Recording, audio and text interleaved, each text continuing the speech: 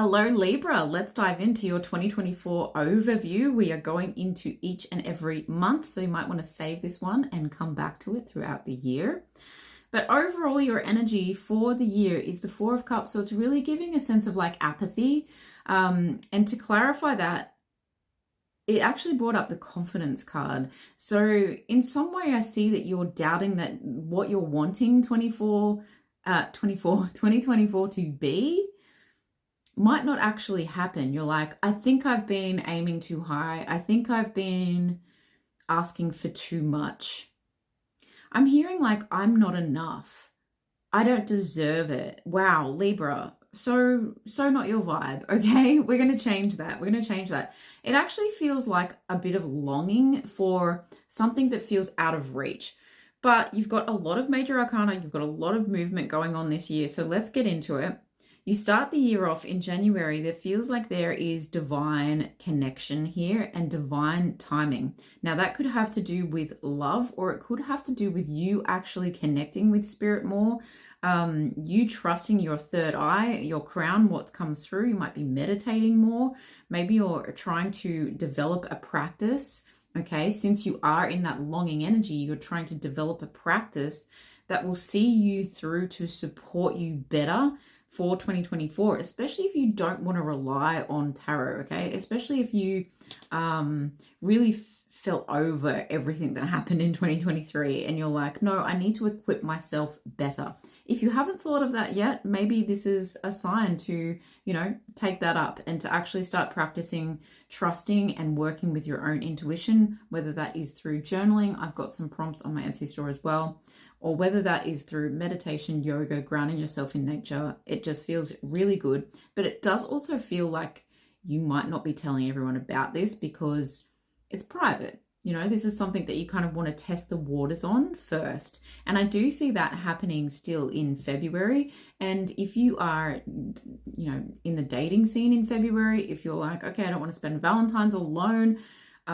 If you're looking to connect, again, connection being important with someone or something on a deeper level, I do feel like you're giving yourself more options.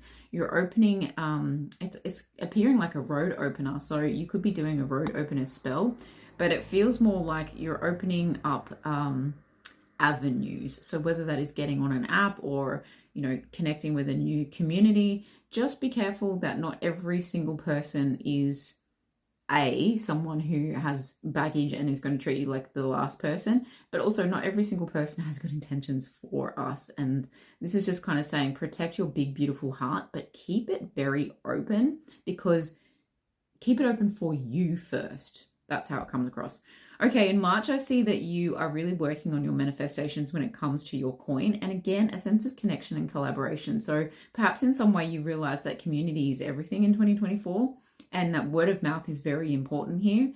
I actually see that you're developing quite a good support team. So if this is something you've been wishing for, make sure you actually move with your manifestations and put that into action in some way, shape, or form. I do feel like that's going to be very beneficial towards you. I think someone's going to be offering you something, whether that is a gift, money, a new job, a pay rise. It feels very fruitful. And I do think that when you start putting action behind certain things that you've had, I guess not on the back burner, but just things that you have been longing for, and you really start to break them down and you really start to take action for them, the universe is here catching you. In April, I see that you, because of this new offer or this new opportunity, you feel like your burdens are reduced. You actually feel a little bit lighter, and you're just enjoying that for that month. It just feels very simplistic. It's like, no, I'm saying no to that and I'm saying yes to this. That is it. I will control what I can control.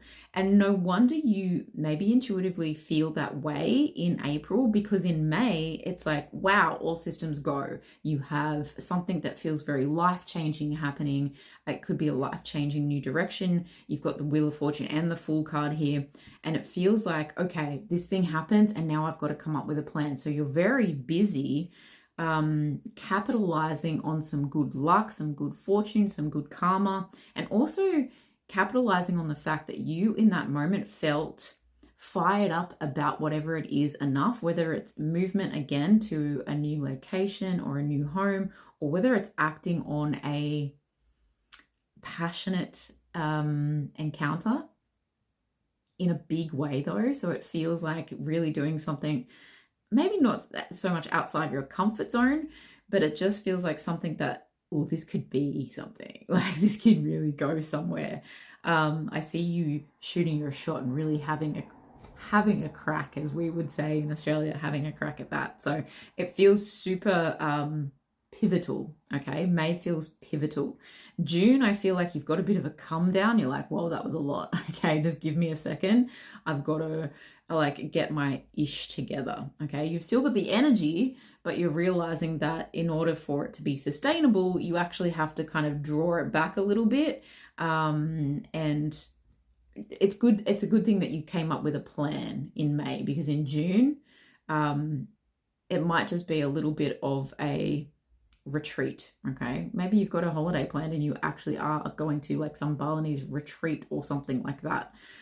Is how it comes across. In July, I do feel like you are compartmentalizing your emotions from whatever it is that you need to focus on. I feel like you might need to be a little bit more assertive, especially if you feel like you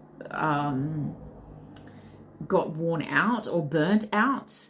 If that rest period in June was a burnout, then July you're realizing, okay, I need to compartmentalize certain things. I can't bring everything home with me. I can't, burn the midnight oil every single night. I still need to get sleep. So I think that you're protecting your heart and you're protecting your emotions and your emotional availability, especially if you're in the healing industry or the spiritual industry, which was indicated strongly at the beginning. You are protecting your energy and just being a little bit more assertive, but you're doing it, of course, from a place of love. And of course, again, a place of privacy. You don't need to justify yourself in doing this to anyone. In August, I see that you maybe realize that there are certain people, places, and things that react badly to you taking this step back from them, or actually saying, look, no, I am sorry, but that's outside of my scope right now. What I've got going on for myself is actually keeping me really busy, and I can't attend, or I can't do that extra, hours work that I don't get paid for. You're actually politely walking away from certain things, again, that are not serving your best and highest good. In September, I feel like this is very healing. You get to a much more balanced place. There literally could not be any more cards that indicate balance in your birthday season. Like, you are the card of balance, and every single card that talks about balance is literally underneath September. So nailed it, Libra. You're just like, no, sorry. I'm looking after me. And it means that you're working hard and you're playing hard, and that's just how you like it. You've got the recipe just right. In October, that means that you're actually able to power forward on new ideas and new spiritual pursuits, and in ways that feel in alignment with perhaps, the darker side of yourself and the lighter side of yourself, or perhaps the more intense side of yourself, if we could say that.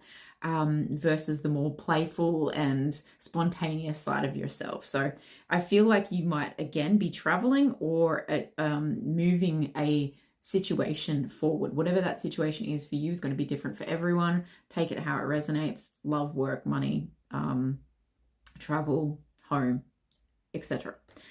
In November, I feel like you get a bit of a breakthrough about, okay, well, how is 2025 going to look? I feel like you're actually looking ahead in detail, and you're also getting a lot more downloads again towards the end of the year. So be open to that. Be open to seeing all sides of the story, all perspectives of things.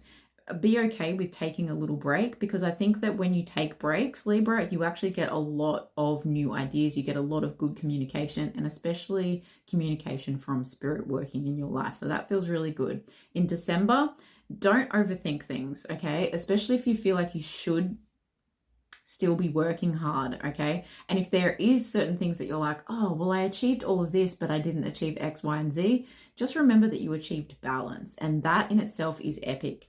You actually have the card of balance coming out here, and the opportunity and the mystic. So this is like, what you achieved was something that was an elevated new level for you entirely. So 2025 is going to be amazing. Good on you, Libra. Enjoy.